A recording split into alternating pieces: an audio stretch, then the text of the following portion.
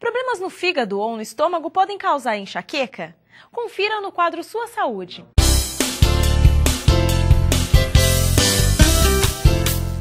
Olá, meu nome é Reinaldo Gatti, eu sou professor da Universidade Municipal de São Caetano do Sul de Química Farmacêutica e de Farmacologia.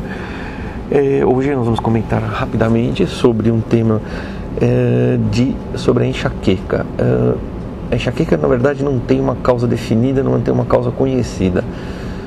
E várias coisas podem levar a um estado parecido com enxaqueca ou mesmo na própria enxaqueca. Esse é o caso, por exemplo, de problemas hepáticos, problemas no fígado ou problemas no estômago. Eles aumentam a possibilidade de você ter uma dor de cabeça muito forte e assim caracterizar um quadro de enxaqueca.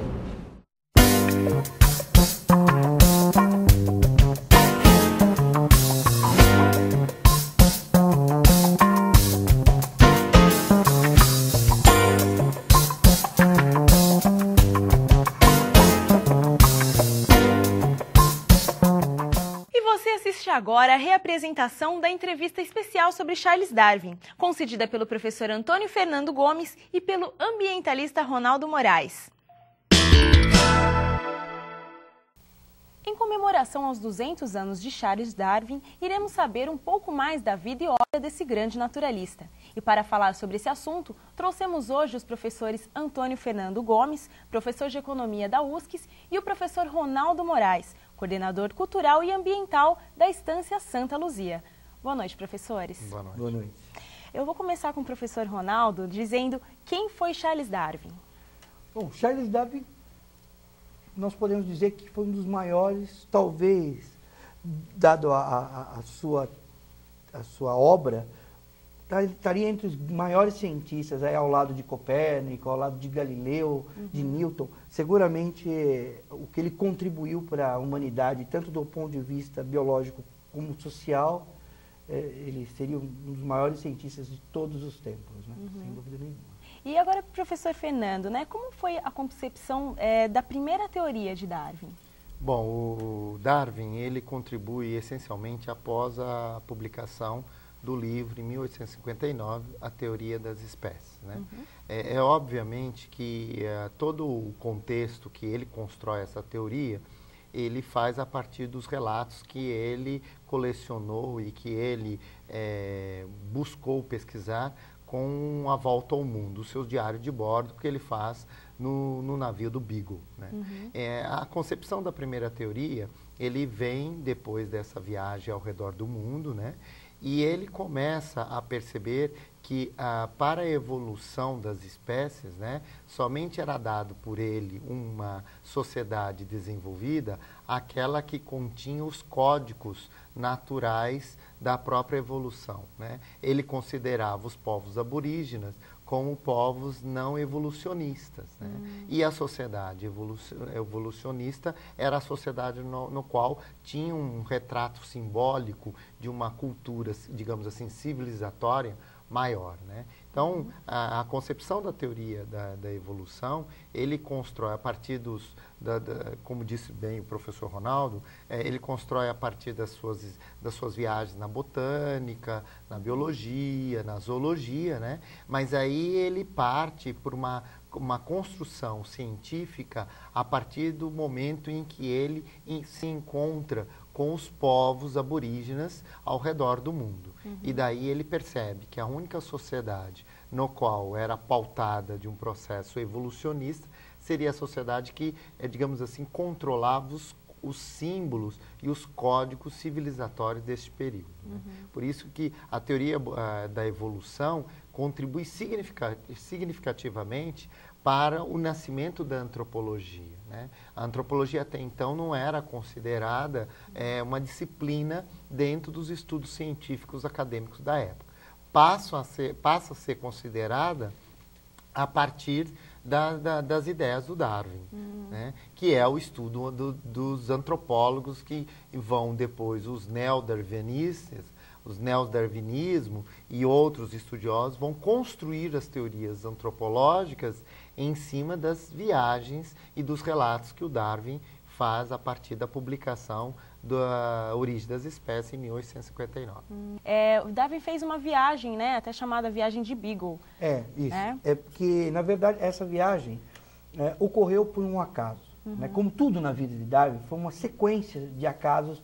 Sobretudo, eu costumo brincar, quando nós falamos sobre ele, que se Darwin nascesse hoje e amanhã ele jogasse na Mega Sena, ele ganharia sozinho o prêmio, porque o homem era brilhante nisso.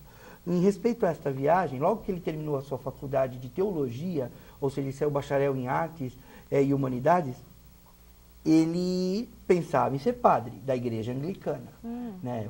E o que aconteceu? O professor dele, o professor Winslow, John Stephen Winslow, que era um professor de botânica, que estimulou e deu os treinamentos dele de história natural,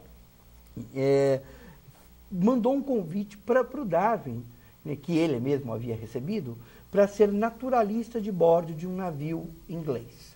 Né? Bom, normalmente o naturalista de bordo do navio é o cirurgião médico, mas neste caso, o capitão desse navio pediu para que você fosse um civil, como seu companheiro, um cavalheiro que o acompanhasse e que tivesse boas noções de geologia, né? De estudo dos terrenos e das rochas. E Darwin foi muito bem recomendado por Winslow. O navio, o Beagle, né, o HMS Beagle, HMS é uma sigla inglesa para His Majesty's Ship, né, o navio de Vossa Majestade, era um navio muito pequeno, inseguro, de 27,5 metros por 7,5 metros a meia nau. Né, tinha 3 mastros e, na verdade, ele era muito pequeno para uma tripulação de 74 almas lá dentro. Né? E Darwin, quando recebeu esse convite, foi lá conversar depois de muita relutância do pai, o pai não queria que ele fosse, né? Teve uma intervenção do tio, né?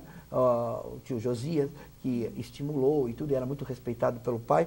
Ele acabou topando, se apresentou, conheceu o Fitzroy, que também não foi muito com a cara do Darwin logo de cara, porque na época existia uma paraciência chamada frenologia, que se baseia nas medidas faciais para determinar o caráter de uma pessoa. E pelo nariz do Darwin, que era um pouco anormal, né, era um pouquinho grande e arredondado na ponta, né, o Fitzroy foi bem claro, ele falou, não vou chamar você por causa do seu nariz, que eu acho que você é um cara que não vai aguentar todo o esforço que você vai ter que desenvolver durante a viagem. Ele tinha quantos anos nessa época? 22 anos. 22 anos. Darwin bateu na mesa e foi duro, aí foi totalmente contrário àquilo que o Fitzroy acabava, Fitzroy é o nome do capitão, né?